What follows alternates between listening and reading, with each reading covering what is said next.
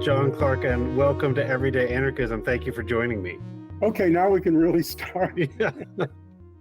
The only thing I realized and I don't know the answer to this, and I thought I would ask you at the beginning, is just if you could tell us how, if you could briefly biographically tell us how you became a philosopher of anarchism, if that sounds good. We can start there. Okay, well, do you think that's an easy question? No, that's why, John, if I thought it was an easy question, I would have just asked it rather than... Yeah, I mean, it's an enormous story because of all the evolution that I went through to get there. I mean, there are even questions of assuming what that means. And when I thought I was I? Because certain things have made me wonder if after I thought I was an anarchist or a philosopher, whether I really was. What does that really mean? I'm not surprised by this at all.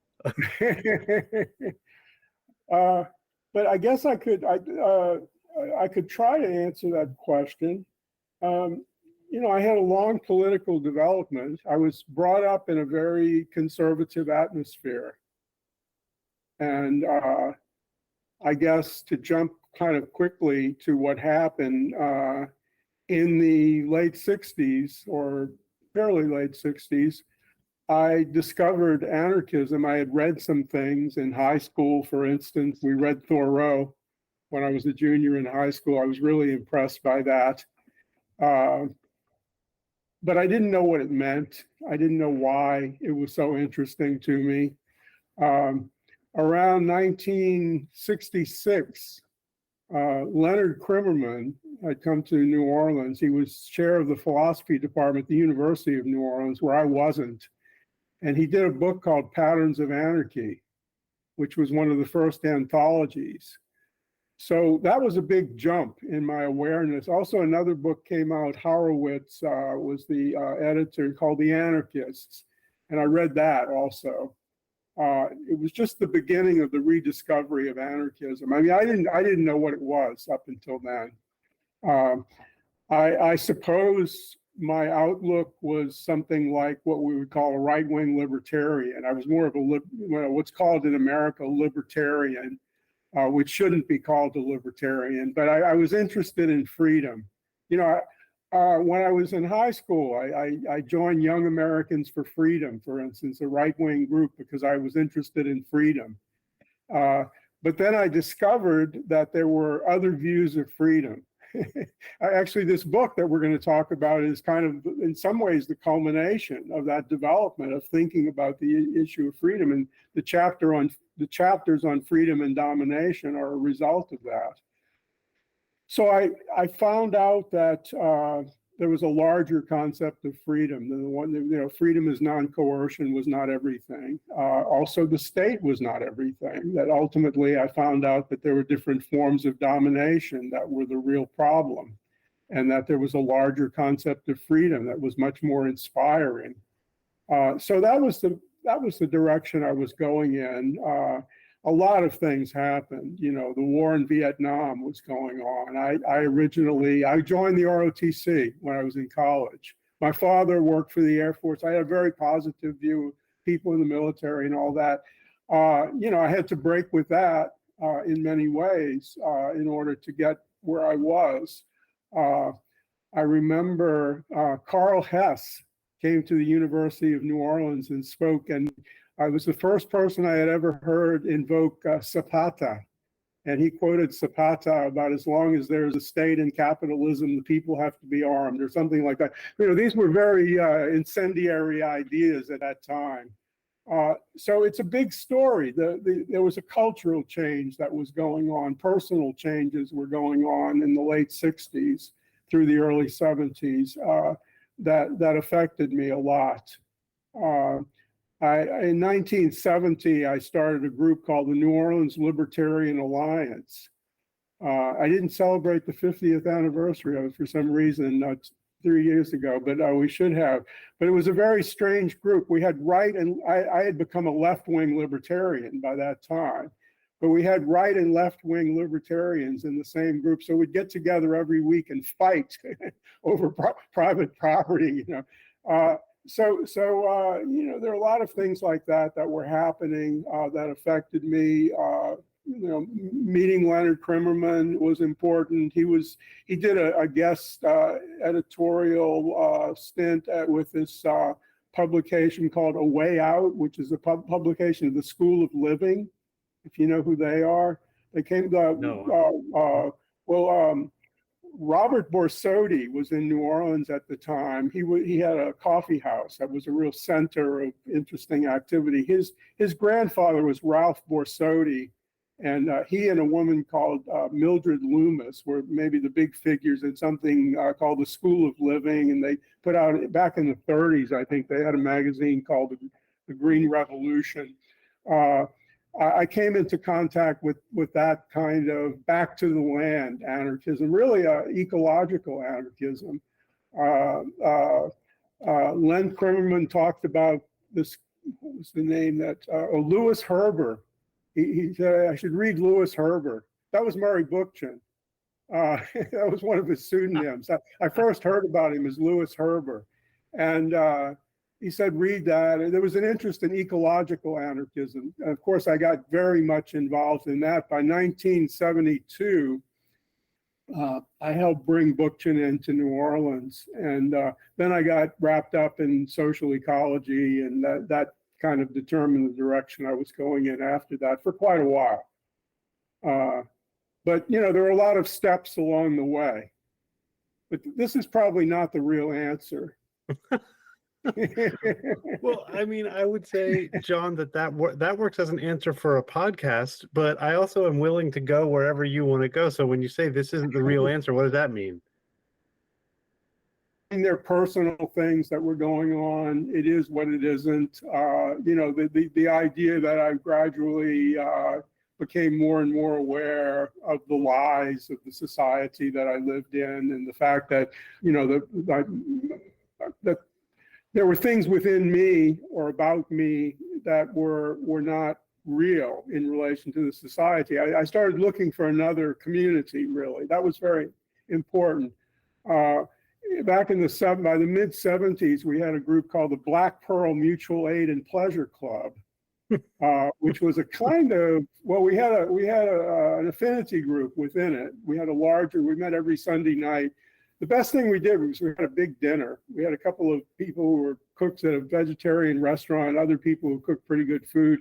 And we had a wonderful dinner. We had kind of mediocre discussions, but we had a great dinner. And it was a great time to get together. And we had an affinity group within the larger group, which was kind of crazy, but it was a step in trying to put into practice things that we were talking about. And our affinity group was sort of a neo-situationist group, I would say. We were very much influenced by the situationists at that time. So that's another, you know, the personal dimension, the cultural dimension was very important. The reaction against the war was a big part of becoming, you know, part of the anti-war movement, and a lot of other things had a big effect. The problem with that, of course, is that there was so much reactivity in the late 60s and early 70s. So I had to work hard on overcoming reactivity and this sort of automatic reaction against whatever existed, which produced a kind of naive negativity, let's say. Okay. Not a concrete negativity or a determinate negativity, you know, which is what we need. Now that we've gotten a little bit of your background and your journey, I want to say, I mean, I grew up in a religious. It was they wouldn't describe themselves as fundamentalist because it's an intellectual strand of Presbyterianism, but it was definitely right wing. I mean, I think the political views were indistinguishable from, you know, besides the fact that the pastors can read some Aramaic, I don't think that the views were really that different. And I gravitated from that position absolutely to right libertarianism because I saw I saw from my perch on the right the inconsistencies and, in many ways, the cruelties and the domineering nature of, what we could call progressivism, I suppose. And I also saw the problems and domination in the sort of theocratic views I was getting from my family. And I did not have the tools to realize, precisely as you say, that a right libertarianism is not actually going to bring about liberty. But I was looking for it. I was looking Right. for it. I was a teenager, in high school and college. Thoreau and Emerson made a big impact on me as well. And I also got sort of the sense that Thoreau and Emerson were kind of right-wing figures, which I personally no longer believe. So I think this journey to me makes a lot of sense. The journey you're describing and mine, I think, were in some ways similar. I must admit I missed the 60s by a wide margin, which who knows what that might have done. But I'm very sympathetic to this libertarian to anarchism path. It certainly resonates with me, and I imagine it resonates with a lot of people, although I certainly can't speak to that with certainty. So I guess Yeah, this is, could I if you say want to something respond to about that at all. what you're saying? Yeah, what you're saying reminds me of part of my own experience, and it wasn't all negative.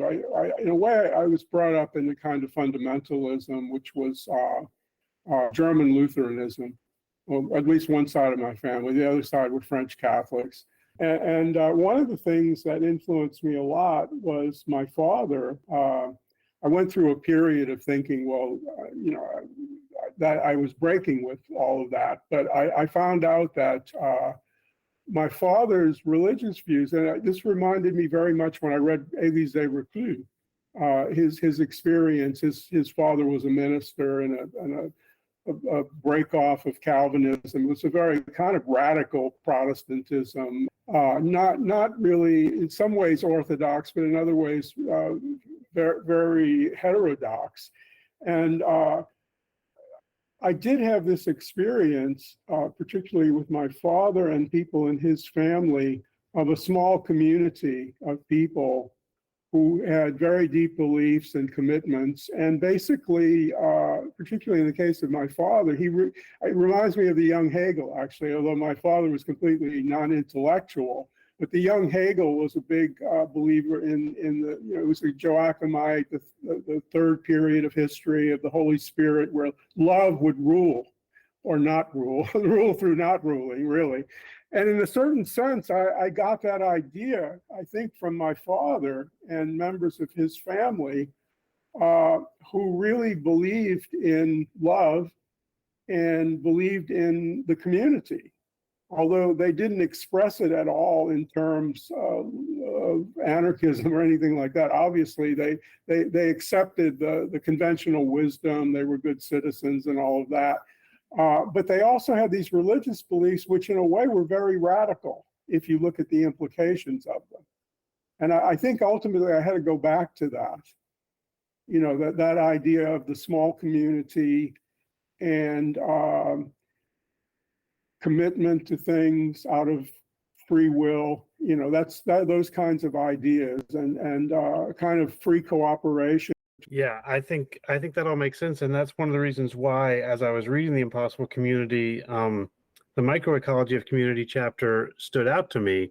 So this is not the order I said we were going to talk about this, but we'll jump here, and then we do have to get to Hegel and the dialectic. Got to give the people what they want, and they want Hegel. But really, there's an outcry for Hegel.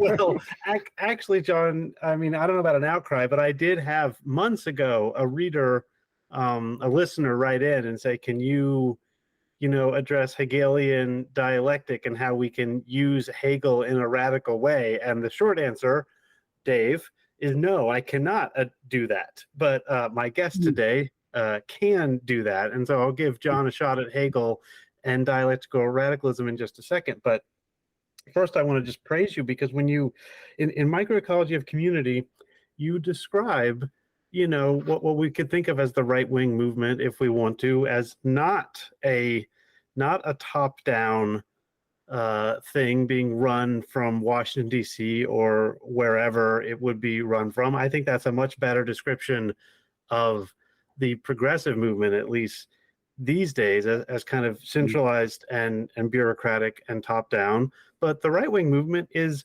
really a commune of communes, except they're not communes, right? It's in so many ways all of these churches that are within themselves are a beautiful community, and then are networked with one another, and they have become devoted to a political program that is reactionary and bad, and you and I have both come out of that.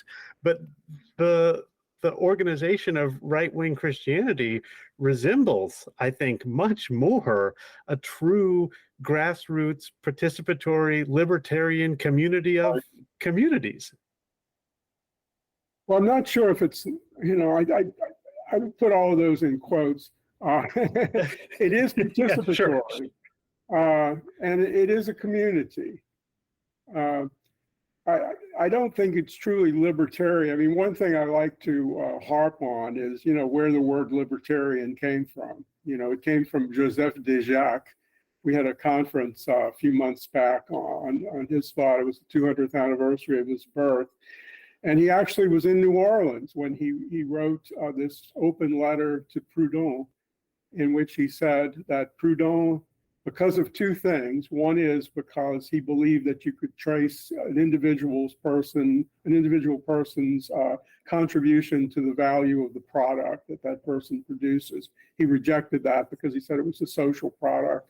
And secondly, Proudhon was a misogynist, a sexist, patriarchal in his values.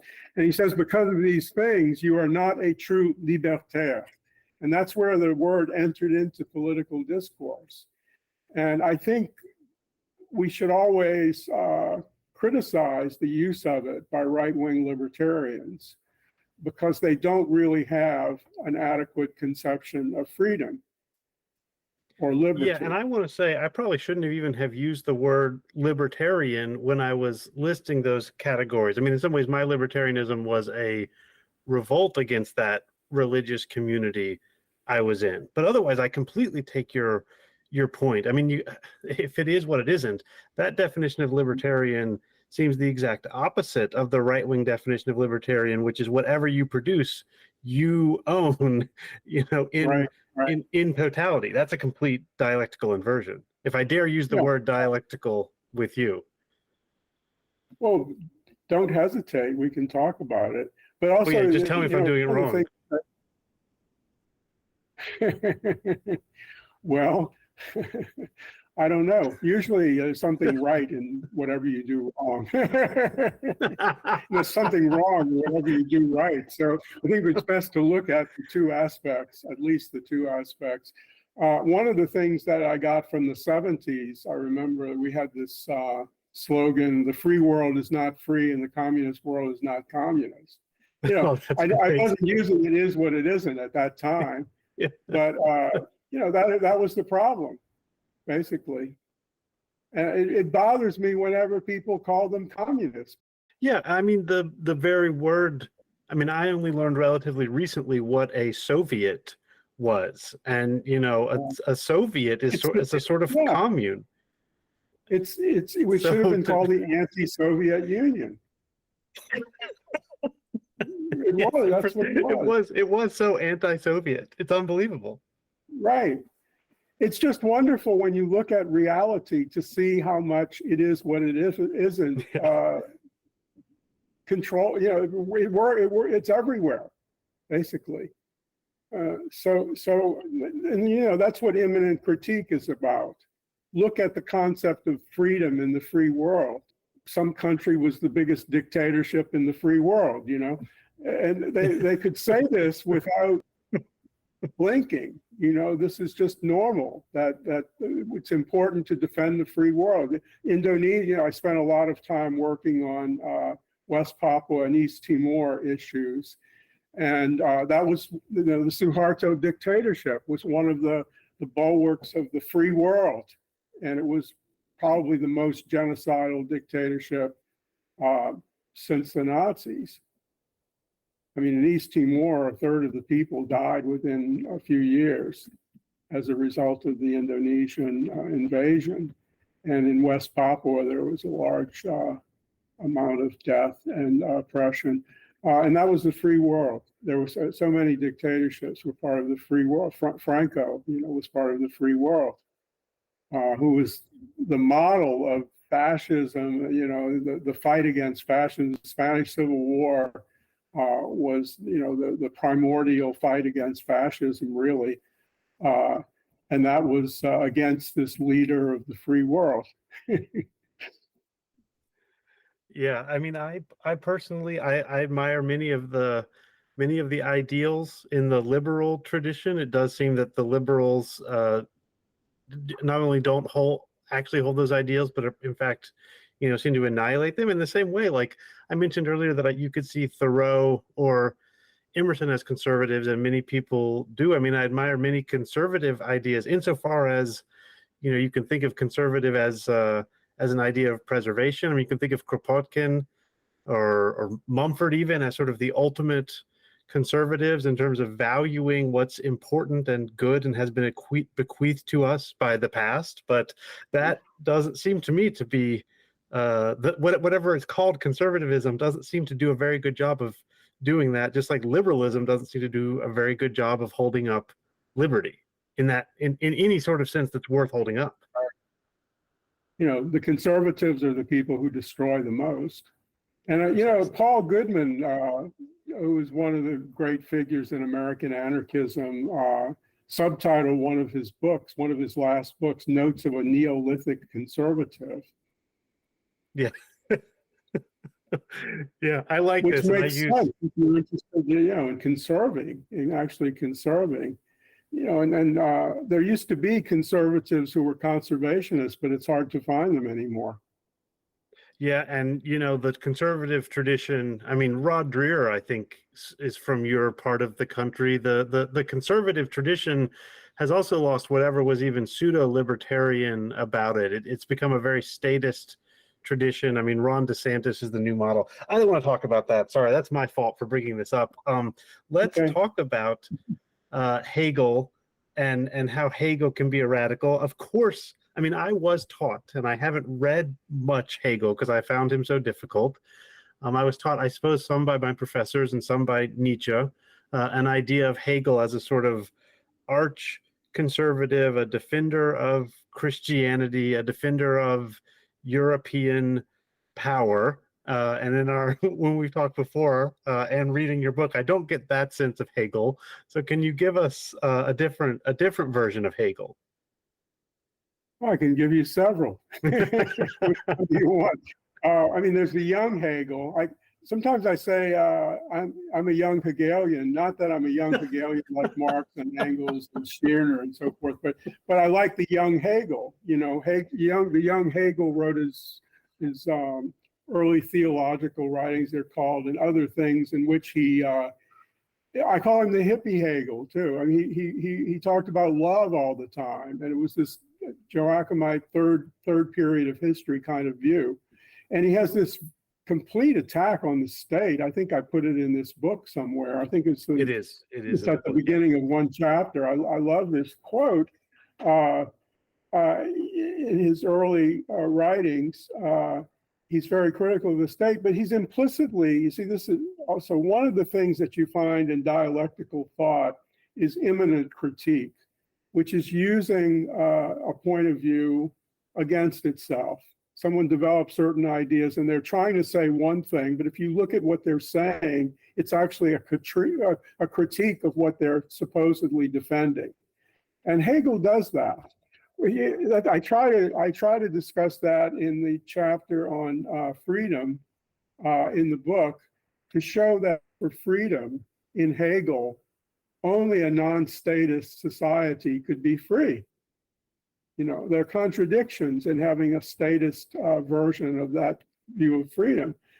So part of it isn't necessarily to say everybody's wrong in what they thought Hegel said, although they are wrong in a lot of things that they thought he said. Particularly the worst of all is thesis, antithesis, synthesis, which he did not use. Fichte used it and other people used it. And uh, uh, I'm, so some commentators say there's nowhere anywhere in Hegel's thought that you can actually see him advocating that model as a model of dialectic. Now, you can look at some of what he says, and if you're looking for thesis, antithesis, synthesis, you can find it. But one of the things about, I mean, I recommend, Zizek is very good, on Hegel in many ways, and Catherine Malabou is now, I mean, she's doing Hegelian anarchism, basically.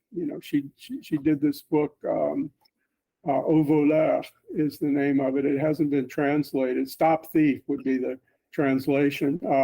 And it's how so many European thinkers, particularly French thinkers, have stolen ideas from anarchism, but they don't want to say they're anarchists. And she discusses various people. She's very much influenced by Derrida, who was her professor and thesis director, and wrote a 50-page introduction to her book, The Future of Hegel, which is a great book. But she really points out how Foucault also, but didn't want to be associated with the anarchist movement, and other people. There are about 4 or 5 major figures. She points out, do an anarchist critique, but don't want to espouse anarchism. They say, oh, it's not about that. They're afraid of the political implications, in a sense, is what she's saying. So they steal certain ideas, and basically, what's interesting about it, though, is that she's one of the few writers, and I did some of this in this book, in the next one, and I plan to do even more in the next book, with the concept of arche and anarche. It's surprising how many anarchists don't really think about arche and anarche, and how basic it is to the anarchist position. Her view is that you have to look at arche as meaning, well, the way she says it in French is commencement and commandement, which is origin and rule, or command, literally. We wouldn't say commencement, it's origin or beginning, and commanding or ruling. And particularly the beginning is an important concept, that nothing really has a beginning. All of these archic positions want to find this pure, pristine, and of course the original, the founder, the original intent of the founders would be an example where you're going to read the mind of these people hundreds of years ago and find out what their original intent was. And that's going to give us an answer to what we need politically. That's a very archic position. So, I mean, one problem with anarchists not thinking about arche is they fall into arche so much. I mean, I did one book where I really kind of tried consistently to think anarchically. It's called Lightning Storm Mind, which I did under another name. The other name is, well, first, I didn't choose the other name. It just came to me, and the style and everything came to me because I did a lot of analysis of what was going on and why that persona emerged. For certain reasons, I had to start writing in a different way. And in that book, I try to do anarchic writing and anarchic thinking. And I'm sure I wasn't entirely successful, but I go a lot further in that direction than I do in other writing. But anarchists haven't really thought about it. They want to get the anarchist position down and what are our claims and this sort of thing. And they don't think anarchically or act anarchically. So that's one of the problems. And I've had a lot of problem with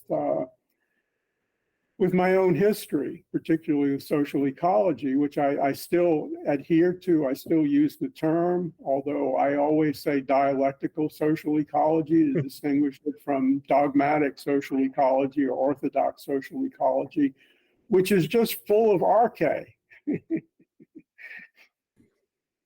Yeah, I mean, I can say more about that, or we can go in a different direction if you want. Yeah, I mean, actually, I would like you to say more about that, because this is one of the questions that sort of keeps me up at night is all of the ways that forms of anarchism or social ecology are not uh, are not anarchistic, and I am pulled both in the direction you're describing and in the desire to have a sort of popular front and solidarity with all liberals, democratic socialists, social democrats, and anybody who wants to, make things less capitalistic, hierarchical, et cetera, than it is now. And I don't really know how to balance those two positions.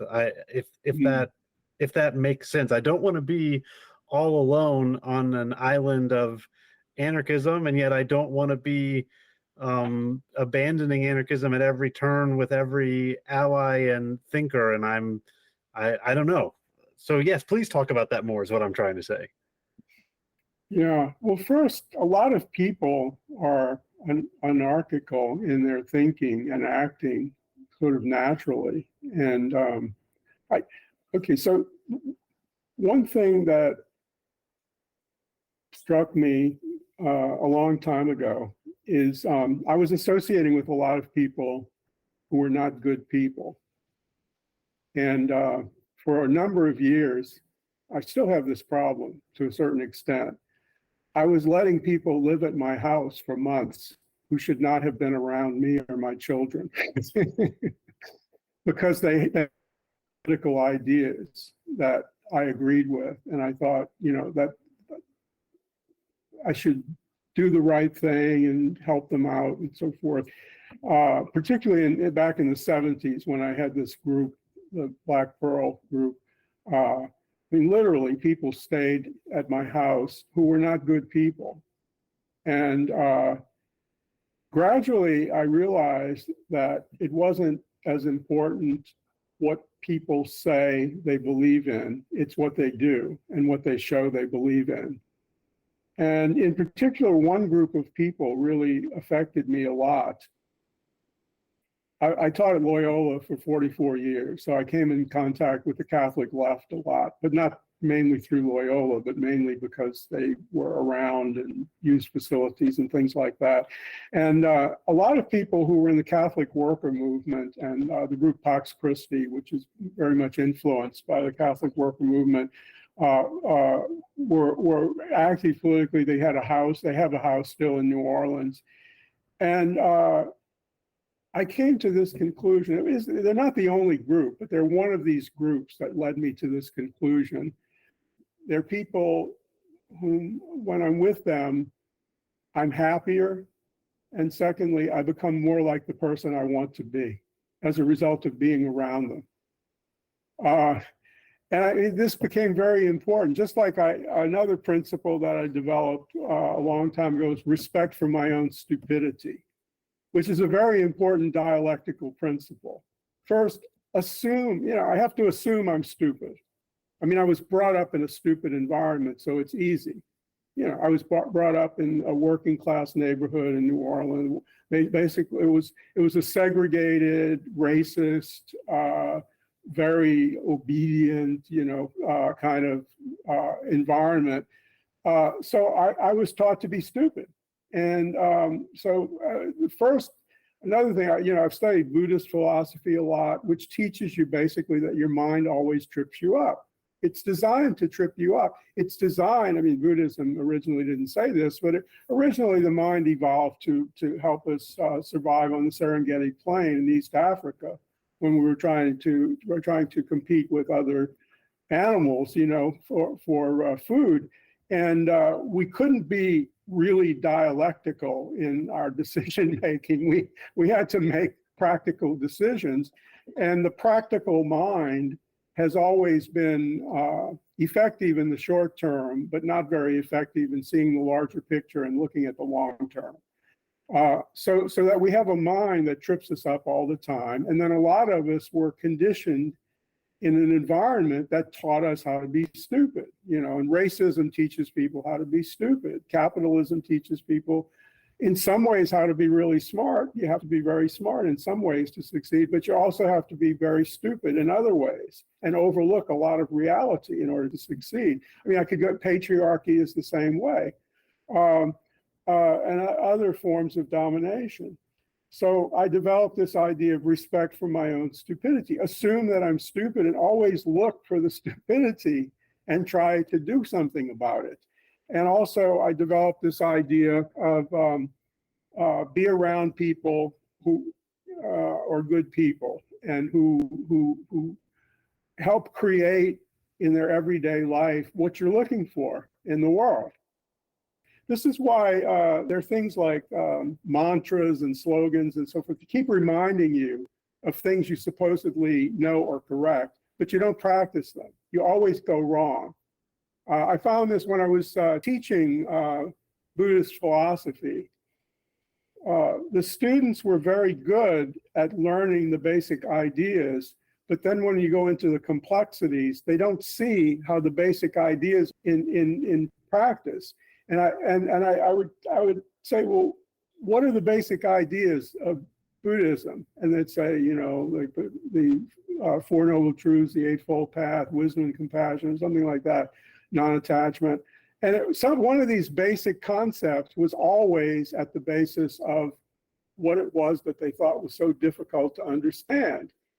And the world is often that way. We systematically forget things that are really important, and we have to keep reminding ourselves in some way. And of course, if we have a lot of people around doing the right thing and speaking the right way and acting the right way and so forth, it helps. That's why ethos, you know, when I talk about these spheres of determination that I developed in here, in the second edition, I changed it from 4 spheres to 5 spheres. You know, it's the imaginary, the social imaginary, the social ideology, the social ethos, the social institutional structure, and the social materiality is the other one that I thought I needed to add. It overlaps in some ways with the others, but all of these things affect us, and you know, that's really what the book is about. It's about how to create those conditions for being different, you know, for creating a different reality or coming in contact with a reality that's already there that we're ignoring. Okay, this sets us up perfectly because we're on the back end. We're heading towards the end, and I think this is the chance for you to explain, what you mean when you say the impossible community, which I think goes right back to what you were saying. Right. And I did go through the book. It's been a long time since I looked at it. I went through it quickly, and I marked a couple of passages where I mentioned what the book was about, and in the first paragraph, the book seeks to convey the message: create it now. And what surprised me is how few people. Now there's some who did this, but very few people read this book and got in touch with me saying, "How are we going to create it now? What are we going to do? Let's talk about that. Let's create it now." And I had hoped that there would be more of that. And there was another passage that said something like that. I'm not going to. Oh, yeah, it's on page 55, where I give this injunction: create your own community of liberation. From this moment on, direct your most concerted efforts, your best work, and your greatest feats of imagination toward creating the impossible community.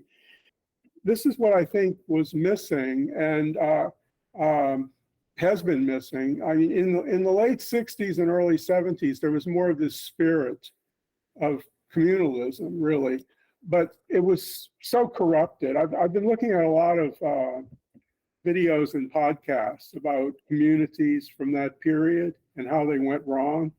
There's so much to say about it. Many of them went wrong because of the problem of the alpha male. There was always an alpha male who moved in and became the leader and destroyed it.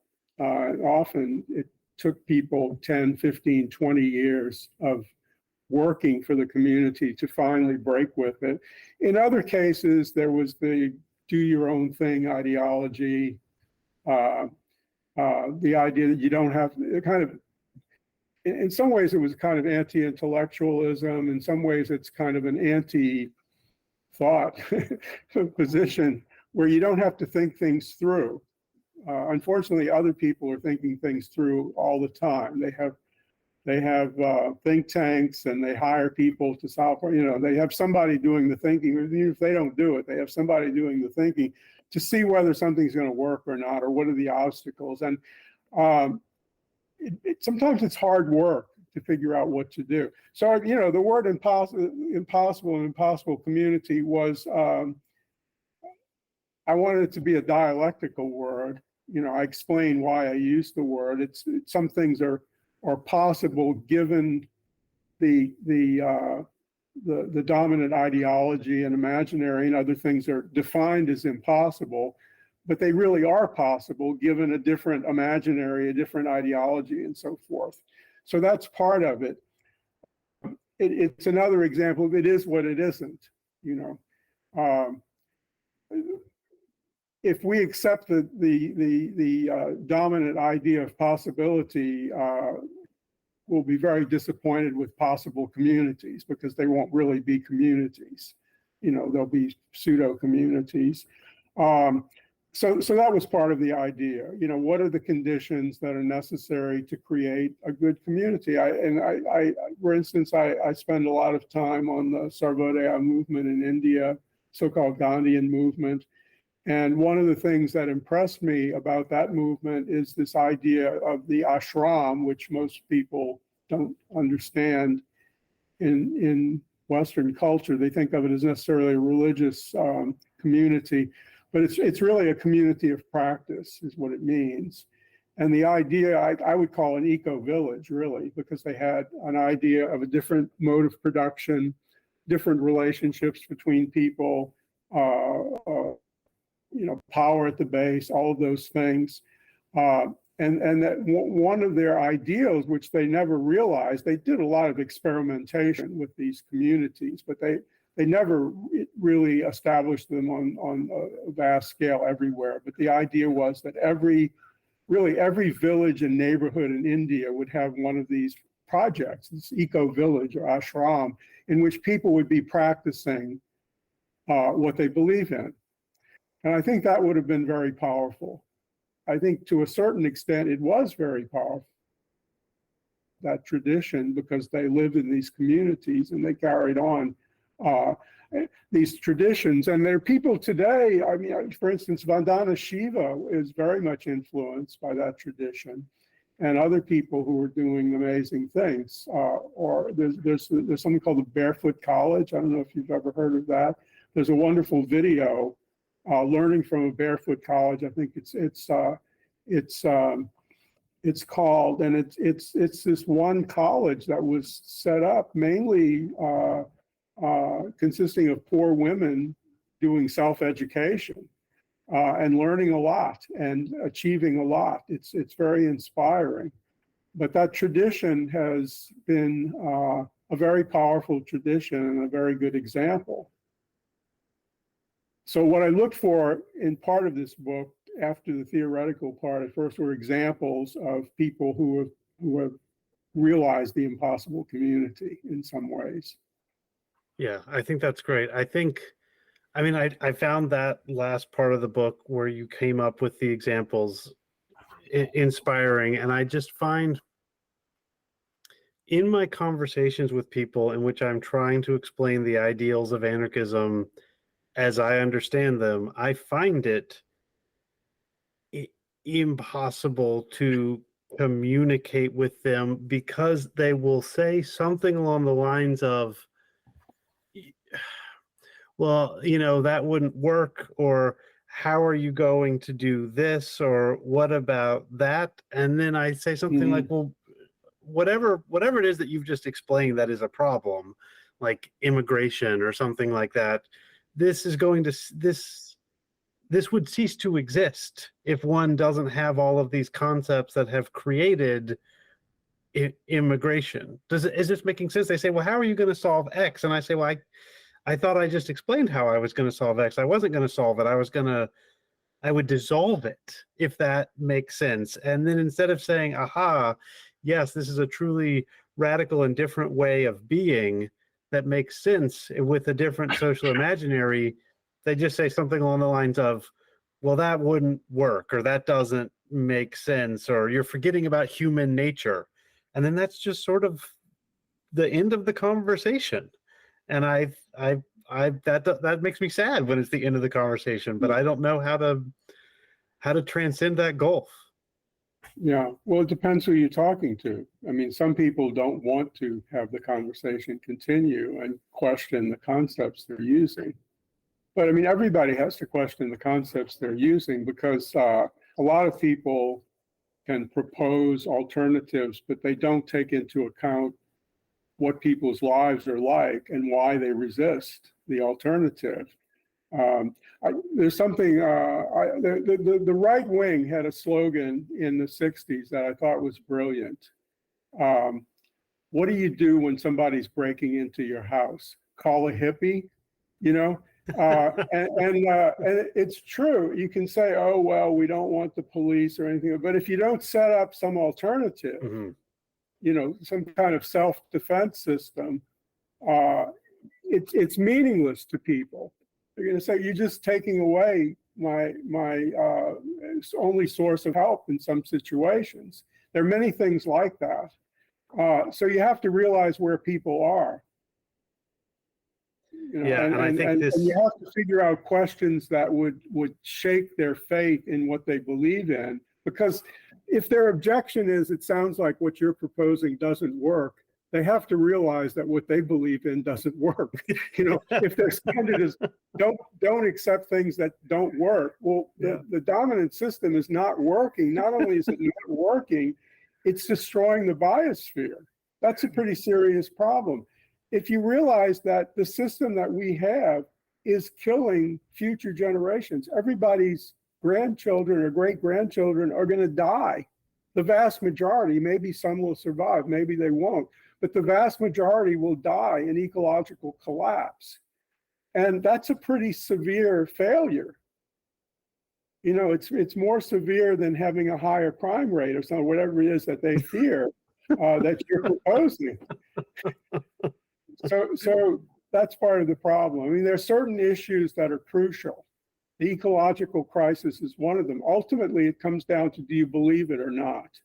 And most people, well, you know, the way I talk about it, this concept of disavowal is very important. There's denial and disavowal.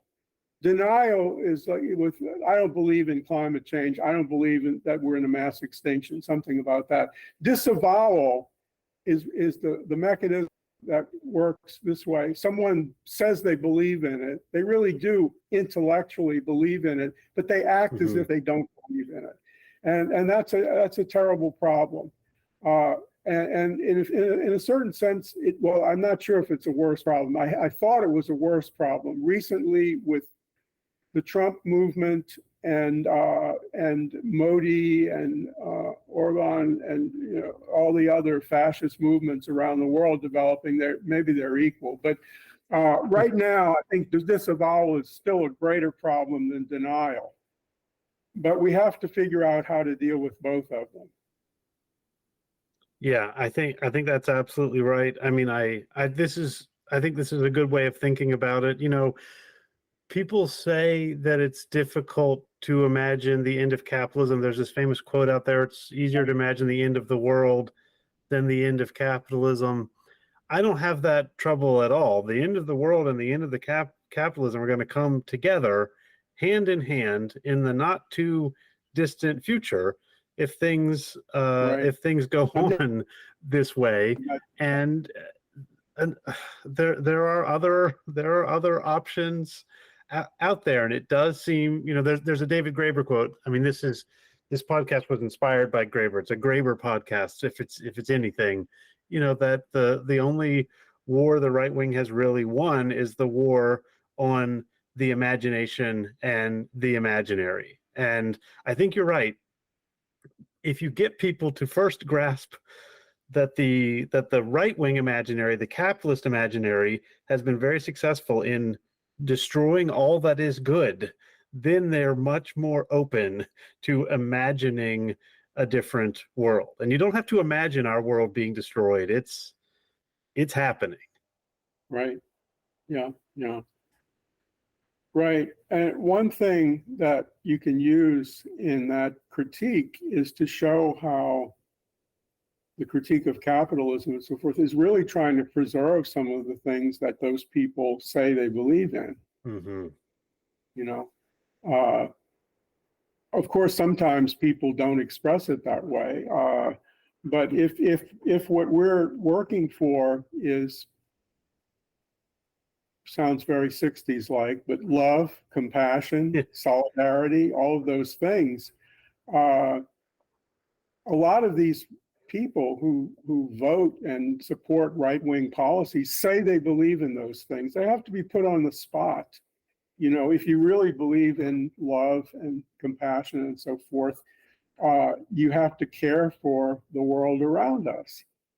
And that's a system that does not show care. It's destructive. It's not conservative. It's destructive. So I think that's a message that hasn't, I mean, liberalism doesn't convey that, and much of the left doesn't convey it either.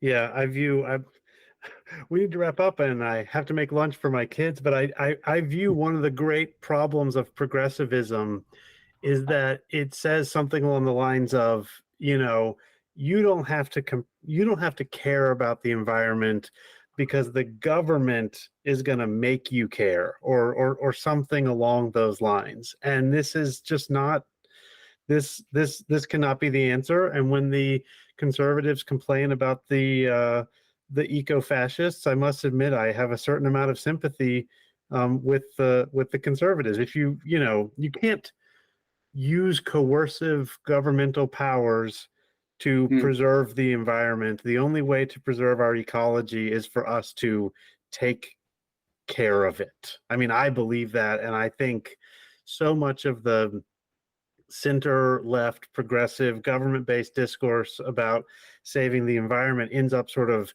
anti-human, technocratic, top Hmm. down. And there Hmm. are probably ways to reach conservatives or people who describe themselves as conservatives with a truly conservative position, a position of restoration and holding on to the things that they certainly claim they value, and I think they really do value. And a distorted Right, political system has pulled them away from that. right, right. Yeah, I think there are many people who can be saved. Now, there are other people who are on the right who are not very much like the traditional right in this country. They are more fascist, really. You know, it's fascist mechanisms that are taking over. And they're going to be resistant to all of these things. I mean, that's true, but I'm inclined to believe that just like with the 20s and 30s, fascism rises when people feel like they have lost control over Mhm. their lives, and many of the so-called left prescriptions suggest that the answer is to continue to deny them control over their lives. That didn't make sense. That's probably not worthy of being said on the podcast. But let's just say, if the answer to someone who is unsure of where they fit in the world, especially a young person, and they're looking for answers, and there's a certain appeal of fascism to them, I at least understood in the 20s and 30s what that appeal was. The world had been broken and destroyed by the systems of power in World War One, and people claimed that they were going to put it back together. And we just have to offer them a different way to put it back together. And the sort of standard, I mean, Hillary Clinton essentially ran for president of the United States on the claim that everything was fine. I mean, no wonder people voted for Trump, because if you just tell people things are fine and they don't need to be concerned, they don't need to be alarmed, and they don't need to join a movement, you're just going to drive them right into fascism. You have to give them something they can do, a movement they can join that will actually solve the problem, as opposed to the problem of fascism, which is responsible for the problem and yet offers a solution that I think can call people who have correctly figured out that there is a crisis. If that, that I think made more sense, and I can leave that in. Yeah, yeah.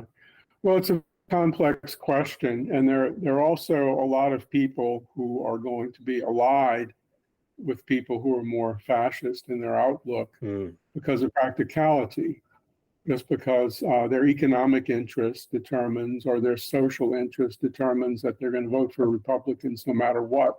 So even though it gets uglier and uglier, they're going to stick with it. At least some of them are going to stick with it. So that's a major problem also. You know, there's a lot of contingency in history. Yeah, it is. It is a problem, but I believe, I believe we can, and perhaps even naively, I believe we will overcome it. And we have to start by understanding what has driven people to these positions and offering them an alternative. I hope this doesn't sound like Graham thinks that the answer is to hug fascists, but that's not what I'm trying to say. But I understand how I would interpret it. I mean, my own view is, as I try to explain in the book, is well, there are really two areas where people can do a lot. One is with the small group. I discuss base communities, for instance, and affinity groups, and it hasn't become a huge thing. I mentioned, imagine a movement in which everyone would be a member of an affinity group. That part of the process of becoming part of a movement is you would be part of a base community or a small group that's working on trying to figure out how to live a life in this kind of world. What is the best way to live a life? And until people, this is what everybody needs to do anyway. And they can't really do it alone. They have to do it with other people. So isn't it strange that no one has really worked a lot on creating a movement in which that would be basic to it? There have been times, liberation theology became a movement in which really millions of people were in base communities, and many of them still are. The other thing is to go beyond that and create small communities living together, what Gruber called the full cooperative, which is where people produce and consume and live together, which is inspired the original kibbutz, before it was really corrupted and so forth. It was a heroic, radical period of the kibbutz, which was very much influenced by Gruber.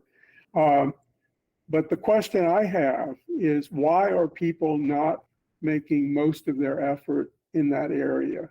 Why are people not doing what's most important? The most important thing is to live a good life together. And now that is a place. That is a place we can end, right? Why? The most important thing is to live a good life together. And if you're directing your energies elsewhere, start directing them towards living a good life together, and everything else can be built from that. I think that would be a good start, right?